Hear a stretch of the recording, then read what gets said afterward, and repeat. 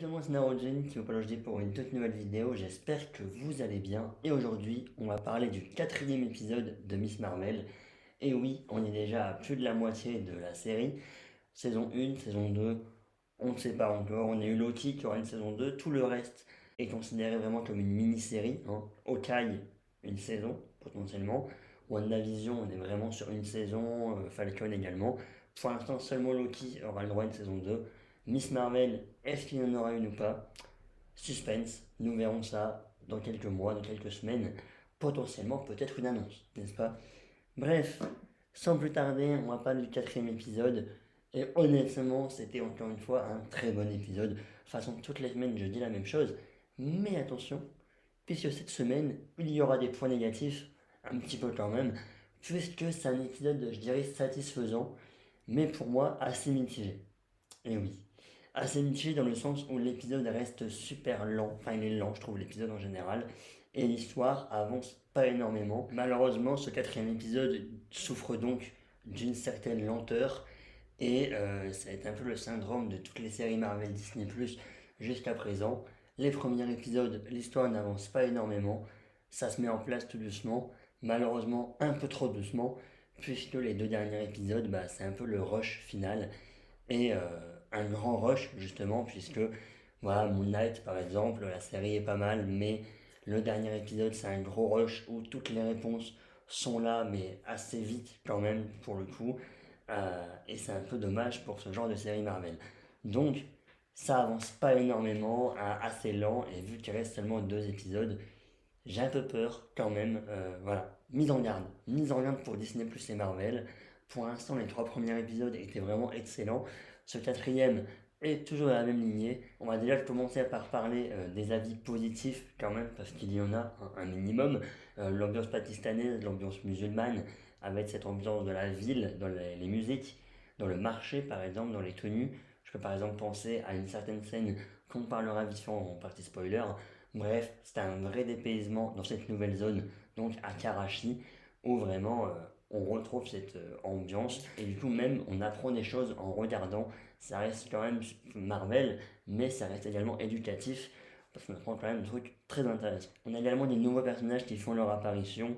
Bref, je peux pas trop vous en parler pour le moment, mais pour la partie non spoiler, ce qu'il faut retenir, c'est que oui, l'épisode est bien. Oui, il y a un dépaysement dans cette nouvelle zone, une ambiance pakistanaise, une ambiance très musulmane, musique, tout ça, comme le dernier épisode, comme toute la série en général. Mais malheureusement, ça souffre également de cette histoire, de cette lenteur, de l'histoire qui n'avance pas énormément. Et quand il reste deux épisodes, on peut se dire que voilà. Les deux premiers épisodes sont vraiment bien. Après, on peut se dire justement, est-ce que les deux premiers épisodes très teen, très dans un lycée, est-ce que c'était pas un petit peu de trop? Est-ce qu'ils n'auraient pas pu raccourcir ça? Honnêtement, pas réellement, parce qu'après, on aurait également dit que le début était rush. Mais il faut faire attention à la fin pour pas que ça soit trop rush non plus. Encore une fois, je vais encore redire ce que je disais au dernier épisode, à ma dernière critique, pardon. Très marvelesque, encore une fois, cet épisode. Là, vraiment, encore une fois, aucune scène dans le lycée. On est vraiment dépaysement, de l'action, des mystères. Bref, Kamala Khan, toujours au top. Personnage très attachant. D'ailleurs, premier épisode, on ne voit ni Bruno, ni notre chère Nadia. Voilà, même les copains de Kamala, on ne les voit même pas dans cet épisode. Là, on est vraiment entre Kamala et son bracelet. Et c'est vraiment très bien. À part encore une fois, le fait que c'est bien, mais ça avance pas trop non plus. Bref. Avant de partir dans la partie spoiler, il y a une chose également négative, je suis désolé, les facilités scénaristiques, parce qu'il y en a. Il y en a une, je ne peux pas vous dire laquelle parce que ça spoilerait, mais il y en a une, je vais vous en parler, c'est pas un énorme spoil, donc je vais en parler au tout début de la partie spoiler. Si vous n'avez pas vu l'épisode, vous pouvez rester si vous le voulez.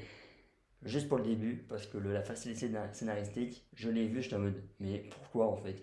Après, c'est une série, forcément, il faut des facilités scénaristiques, mais là, c'est un peu trop gros selon moi. Partie spoiler, c'est parti. La fameuse facilité scénaristique, c'est donc que notre cher groupe de djinns qui voulaient retourner dans leur monde et qui voulaient reprendre leur bracelet, ils se sont enfuis. Voilà, ça c'était sûr, en tous les cas, ils ont attaqué le damage control et ils se sont enfuis. On va dire qu'ils se sont enfuis à 10 minutes de l'épisode. Ils étaient au New Jersey. Ok, ils étaient aux États-Unis, hein, ok. Comment ils savent, comment ils sont au courant que Kamala est au Pakistan? Et donc, du coup, s'il n'y a pas de ellipse temporelle entre les deux scènes, comment ils passent des États-Unis au Pakistan en peu de temps dans l'épisode, tout en sachant qu'ils ne sont pas au courant que Kamala est là-bas, tout en sachant qu'ils ne savent même pas non plus quand ils arrivent là-bas, quand ils arrivent à l'aéroport, ils sont pas non plus au courant de où est précisément Kamala, alors que là, littéralement, directement, boum, on casse le plafond, on casse les toits, boum, comme par hasard, il y a Kamala. Comme par hasard. Oui, comme par hasard. Comme par hasard. Encore une fois, c'est une facilité scénaristique, comme beaucoup d'autres dans les séries, mais ça gâche un petit truc quand même, et c'est là que tu te dis, en fait, les séries Marvel, la fin est rushée, en même temps, t'as beaucoup de facilité scénaristique au milieu, et là, il s'enfile du damage control, il se retrouve direct au Pakistan, direct, il trouve Kamala, comme ça, on ne comprend pas. Bref, c'est assez dommage, mais bon, c'est qu'une facilité scénaristique, ça va pas non plus enlever mon avis dans l'épisode, qui reste encore une fois satisfaisant. On trouve quand même cette fameuse grand-mère, ça y est, on la trouve enfin, elle est enfin là, après l'avoir vue pas mal de fois au téléphone, en facecam, enfin, on la trouve en vrai, ok, on peut toucher ses épaules, elle est en face de nous, enfin elle est en face de Kamala pour le coup, mais elle est là, et ça rapporte encore une fois pas mal de mystères, pas mal de soucis et de questions, t'es en mode mais what the fuck, notamment à la fin de l'épisode, mais on en parlera. Et honnêtement, il y a quand même des belles scènes entre sa grand-mère et elle, ou notamment entre la relation entre la grand-mère de Kamala et la mère de Kamala, puisque déjà moi je me demandais quand même au début qu'est-ce qu'ils foutent directement dans l'aéroport, dans l'avion plutôt, dès la première minute de l'épisode, alors que de base on aurait aimé avoir une petite scène, enfin personnellement j'aurais aimé voir une scène où Kamala va voir sa mère en mode est-ce qu'on pourrait aller au Pakistan pour voir ma grand-mère, etc. Sans forcément expliquer l'histoire du bracelet, parce que apparemment sa mère n'est toujours pas au courant. D'ailleurs, ce serait cool qu'un jour elle soit au courant quand même, hein. Mais bon, sa mère a dit oui parce que vu l'âge de sa mère, c'était peut-être l'une des dernières fois où elle aurait pu la voir, parce qu'il risque de mourir prochainement, hein, malheureusement. Et du coup, on voit que la relation reste assez compliquée parce que la grand-mère était là en mode j'aurais voulu qu'on profite, etc. Et sa mère, elle était en mode. Enfin, du coup, sa fille était là en mode oui, mais maman, tu sais, moi j'aurais voulu que tu sois là dans ma vie en fait, et t'as pas été là. On voit qu'on a une relation compliquée entre la grand-mère de Kamala et la mère de Kamala. Là, pour le coup, ils se retrouvent. Et bon, voilà. Kamala, au moins ça l'arrange, elle va à la recherche des bracelets, enfin à la recherche de l'origine de ces bracelets. Sa mère, ça l'arrange, parce que retrouvaille avec sa mère, du coup, avec la mère de la mère. Ok. Vous avez compris? Vous avez compris. On a encore dans cet épisode une nouvelle histoire qui se met en place. Et comme je vous dis, hein, là on a vraiment plein d'intrigues secondaires. On va avoir 2 épisodes pour les résoudre. Bref, les Red Daggers qui font leur apparition dans cet épisode, qui ils sont, et ben honnêtement, j'ai remis la scène une deuxième fois et j'arrive toujours pas à comprendre. En résumé, c'est des gentils, ok, ils veulent garder le bracelet, enfin ils veulent protéger le bracelet avec Kamala, d'accord, ils veulent pas piquer le bracelet à Kamala. Ça c'est l'autre team, la team avec notre chère Nadja, voilà Nadja. Donc la team avec Nadja, les Nours, je crois, la dimension Nour. Eux, ils veulent retourner dans leur dimension, mais pour retourner dans leur dimension, il faut ouvrir un portail grâce au bracelet. Mais s'ils ont le bracelet, ça risque de faire mourir Kamala. Donc du coup, non, non, non, non, Kamala, elle fait attention à tout ça, ok, elle fait attention à ce groupe-là. Et en même temps, elle se lie d'amitié avec un autre groupe, les Red Daggers, qui eux pardon, ne veulent pas rentrer dans leur monde. Et ils ne veulent pas non plus donner le bracelet de Kamala à l'autre groupe, parce que sinon ça risque également soit de faire tuer Kamala, soit également de détruire l'univers. Quoi. Voilà, que tout le monde se. Voilà. C'est ce que j'ai compris. En mode facilité CE1, c'est ce que j'ai compris. Je me doute que c'est beaucoup plus complexe que ça, mais restons raisonnables, d'accord? Merci. Mais dans tous les cas, on apprend également dans cet épisode qu'il y a au final plusieurs dimensions qui vivent dans notre réalité. Voilà, il n'y a pas seulement la dimension des Nours, il y a également d'autres dimensions. Et ça rajoute encore une autre histoire dans le MCU, parce que voilà, il y a eu beaucoup de choses hein, entre notre cher multivers, entre notre cher dans Moon Knight avec les avatars, la culture égyptienne. Là maintenant, on parle de différentes dimensions dans la réalité, entre Thor, Love and Thunder précisément, Si lui va parler des dieux, va parler de Gore qui veut tuer les dieux, une vraie mythologie, pardon.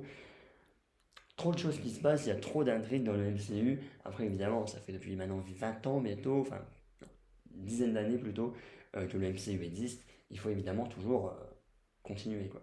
Continuer à renouveler de différentes histoires. Miss Marvel, qui lui peut être lié également à Shang-Chi, comme on a vu le logo des 10 anneaux dans le temple dans le dernier épisode. Ensuite, il y a d'autres choses. Il y a une chose en fait, on peut parler également, les arts martiaux, parce que du coup nos chers Red Daggers pratiquent les arts martiaux, ce qui fait qu'à la fin de l'épisode, on a une vraie course-poursuite assez intéressante. Le plus important, le plus intéressant de l'épisode, hein, clairement, parce que comme je vous dis, il n'était pas incroyable non plus, mais la course-poursuite était sympathique, de bonne qualité je trouve. Encore une fois, avec donc avec Najma et tous ses copains de Jean, on ne sait pas d'où ils démarrent, d'où ils débarquent, mais ils sont là. Voilà. Au final, c'est assez sympathique. D'ailleurs, dédicace à notre cher Cameron qui est là, mais qui n'est plus là. On ne sait pas où il est parce que bon, Najma elle est un peu en mode non, tu m'as trahi, tu n'y as pas avec nous. On espère qu'il sera là d'ici les prochains épisodes, enfin les deux derniers du coup. Dernier point, est-ce qu'il y aura un lien entre la série Miss Marvel et la série She-Hulk? Potentiellement, puisque nous voyons la prison que l'on voit dans le trailer de She-Hulk. Je vous ai fait une réaction au trailer quand c'est sorti. La vidéo est ici, en haut à droite, en haut, voilà, je sais pas du tout, mais en haut, ici maintenant. Donc, qu'on voit dans le trailer de She-Hulk, c'est la même prison que l'on voit dans cet épisode. Donc, potentiellement que l'abomination que l'on voit dans She-Hulk a en fait été, lui, attrapé par le Damage Control. Le Damage Control, toujours là, hein, No Way Home, Miss Marvel et peut-être She-Hulk. Le Damage Control qui a l'air quand même d'avoir une très grande importance, mais encore une fois, on ne connaît rien de leur. Enfin, on connaît rien. On ne connaît pas leur motivation au final à ce groupe, hein. Ils ont voulu capturer Kamala comme si c'était une criminelle, ils ont voulu capturer Peter Parker comme si c'était un criminel, potentiellement capturer des jeunes qui ne maîtrisent pas trop leur pouvoir, c'est ce qu'on disait. Mais si vraiment le lien chez Hulk, Miss Marvel se fait, qu'est-ce qu'ils foutent avec l'abomination? Bref, nous verrons tout ça. Beaucoup de questions, encore une fois, mais c'est le but du MCU, hein. Des questions, des questions, des questions, et des réponses, soit à la fin d'une série, et donc une fin rocher, soit des réponses dans 10 ans, dans notre film. Bon, voilà, c'est un peu le but. Encore une fois, je vais encore dire comme toutes les semaines, je crois à l'arrivée de Captain Marvel, bon, pour maintenant au dernier épisode, littéralement. Est-ce que je crois encore à Kate Bishop? Est-ce que je crois encore à Hailey Steinfeld? Je peux y croire également au dernier épisode, et si c'est ça, même si la fin est rocher, j'aurais vu Captain Marvel, j'aurais vu Kate Bishop, et je serais très content. Mais j'y crois de moins en moins pour Kate Bishop. J'y crois de moins en moins. C'est non, toujours pas Victor, toujours pas. Bref, merci à vous les amis d'avoir suivi cette vidéo, et nous on dit à la prochaine. Salut, salut, peace.